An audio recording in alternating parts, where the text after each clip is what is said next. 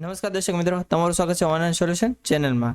તો મહેસૂલ તલાટીની અંદર 2389 પોસ્ટ ઉપર ભરતી આવી ગઈ છે।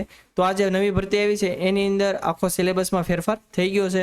તો આજે આપણે વિડીયોની અંદર એ જાણકારી મેળવી લઈએ કે આજે મહેસૂલ તલાટીની નવી ભરતી આવી છે એની અંદર સિલેબસ કઈ રીતનો હશે અને શું શું એમાં ફેરફાર કરવામાં આવ્યો છે બધા વિશે આપણે માહિતી મેળવી લઈએ। તો જો આજે મહેસૂલ તલાટીની ભરતી આવી છે એની અંદર પ્રથમ એટલે કે પ્રાથમિક પરીક્ષા લેવામાં આવશે એની અંદર 200 માર્કનું પેપર લેવામાં આવશે। એટલે કે જે પહેલી પરીક્ષા હશે એ એલિમિનેટ પરીક્ષા હશે કે એમાં તમે પાસ થશો પછી તમે પેપર 2 દઈ શકશો।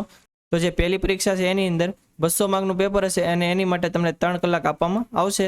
અને આ જે પહેલી પરીક્ષા છે એ આખી MCQ બેઝ હશે, એટલે કે 200 માર્કના તમારે MCQ આવશે। હવે એની અંદર કયા કયા સબ્જેક્ટ હશે તો જો અહીં લખેલું છે, પહેલું છે ગુજરાતી। તો ગુજરાતી 20 માર્કનું તમારે પૂછાશે।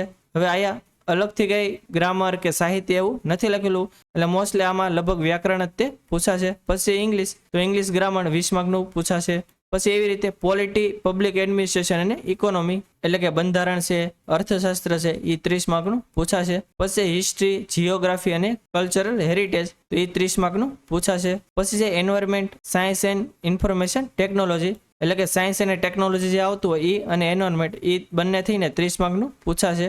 પછી છે કરંટ અફેર, તો કરંટ અફેર એકલું 30 માર્કનું પૂછાશે। પછી છે મેથ્સ અને રીઝનિંગ, તો એમાંથી 40 માર્કનું પૂછાશે। તો આવી રીતે તમારું 200 માર્કનું MCQ બેઝ પેપર હશે। હવે જો તમે પહેલું પેપર પાસ કરી લેશો પછી તમારે બીજું પેપર આપવાનું થશે। હવે જો તમે પહેલા પેપરમાં પાસ થઈ જાઓ તો બીજા પેપર કઈ રીતનું હશે એના વિશે આપણે માહિતી મેળવી લઈએ। જો તમે પહેલી પરીક્ષામાં પાસ થઈ જાઓ પછી તમારે બીજી પરીક્ષા દેવાની થાય તો એના સિલેબસમાં આખો ફેરફાર થઈ ગયો છે। કઈ રીતનો છે તો જો લખેલું છે એની અંદર તમારે 3 અલગ અલગ પેપર આવશે। એમાં પહેલું પેપર છે ગુજરાતી લેંગ્વેજનું, તો એ 100 માર્કનું પેપર હશે અને એની માટે તમને 3 કલાક આપવામાં આવશે। એવી રીતે ઇંગ્લિશ લેંગ્વેજનું અલગથી પેપર હશે અને એમાં પણ તમને 100 માર્કનું પેપર હશે અને 3 કલાક આપવામાં આવશે। અને ત્રીજું છે જનરલ સ્ટડીઝ, તો એ તમારે 150 માર્કનું પેપર હશે અને 3 કલાક એમાં પણ આપવામાં આવશે। તો આવી રીતે ટોટલ 350 માર્કનું ડિસ્ક્રિપ્ટિવ ટાઈપનું એટલે કે લેખિત પરીક્ષા તમારે હશે। આ 3 પેપર છે તમારે લેખિત સ્વરૂપે પેપર આપવાના થશે।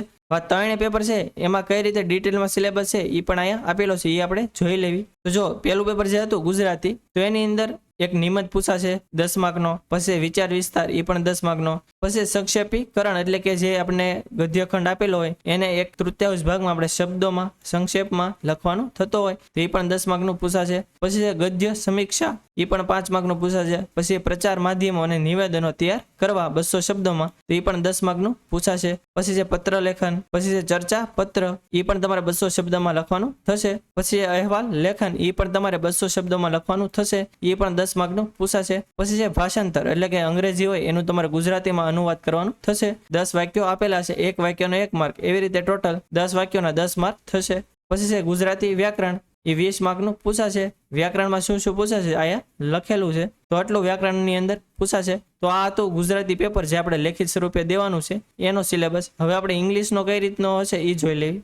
તો ઇંગ્લિશની અંદર પેલું છે એસે એટલે કે નિબંધ, એ 10 માર્કનું પૂછાશે। પછી છે લેટર રાઇટિંગ, એ પણ 150 શબ્દની અંદર તમારે લખવાનો થશે, એ પણ 10 માર્કનું પૂછાશે। પછી રિપોર્ટ રાઇટિંગ, પછી છે રાઇટિંગ ઓન વિઝ્યુઅલ ઇન્ફોર્મેશન એટલે કે ગ્રાફ છે, ઇમેજ છે, ફ્લોટ ચાર્ટ છે, એની ઉપરથી આપણે 150 શબ્દમાં આખું વિસ્તૃતિકરણ લખવાનું થશે। પછી ફોર્મલ સ્પીચ, એ પણ 150 શબ્દની અંદર આપણે તૈયાર કરવાની થશે। પછી પ્રિસાઇઝ રાઇટિંગ, પછી રીડિંગ કોમ્પ્રિહેન્સિવ, પછી ઇંગ્લિશ ગ્રામર, એ પણ 20 માર્કનું પૂછાશે। પછી છેલ્લે છે ટ્રાન્સલેશન એટલે કે ગુજરાતીનું ઇંગ્લિશ, તો આવી રીતે ટોટલ 100 માર્કનું પેપર તમારું હશે। પછી છે જનરલ સ્ટડીઝ, તો એની અંદર શું પૂછાશે તો જો લખેલું છે કે ગુજરાત અને ભારતનો ઇતિહાસ, સાંસ્કૃતિક વારસો, ગુજરાત તથા દેશની ભૂગોળ, વિજ્ઞાન ટેકનોલોજી, પ્રાદેશિક રાષ્ટ્રીય અને આંતરરાષ્ટ્રીય મહત્વની ઘટનાઓ, વર્તમાન પ્રવાહ સહિત એ બધું પૂછાશે 30 માર્કનું। પછી ભારતીય રાજ્ય વ્યવસ્થા અને બંધારણ, પછી ભારતીય અર્થતંત્ર અને આયોજન, પછી જાહેર વહીવટ, શાસન, સરકારી સ્ત્રીની યોજનાઓ વિશેની જાણકારી, અને છેલ્લે છે જાહેર સેવામાં શિસ્ત અને નિયમિતતા। તો આવી રીતે ટોટલ 9 અલગ અલગ સબ્જેક્ટ હશે અને એમાં 150 માર્કનું પેપર તમારું હશે। જો ત્રીજું પેપર છે 150 માર્કનું હશે, એની અંદર કેટલા પ્રશ્ન પૂછાશે અને કેટલા માર્કના હશે તો જો લખેલું છે કે 1 માર્કના 10 ક્વેશ્ચન હશે એટલે એના 10 માર્ક થશે। પછી 2 માર્કના 10 ક્વેશ્ચન હશે તો એના 20 માર્ક થશે। પછી છે 3 માર્કના 30 ક્વેશ્ચન હશે એટલે એના 90 થશે, અને 5 માર્કના 6 ક્વેશ્ચન હશે એના 30 માર્ક। એવી રીતે ટોટલ 150 માર્કનું પેપર હશે અને ટોટલ 56 ક્વેશ્ચન તમને પૂછાશે। તો આવી રીતે તમારું જે જનરલ સ્ટડીઝ છે એનું પેપર હશે।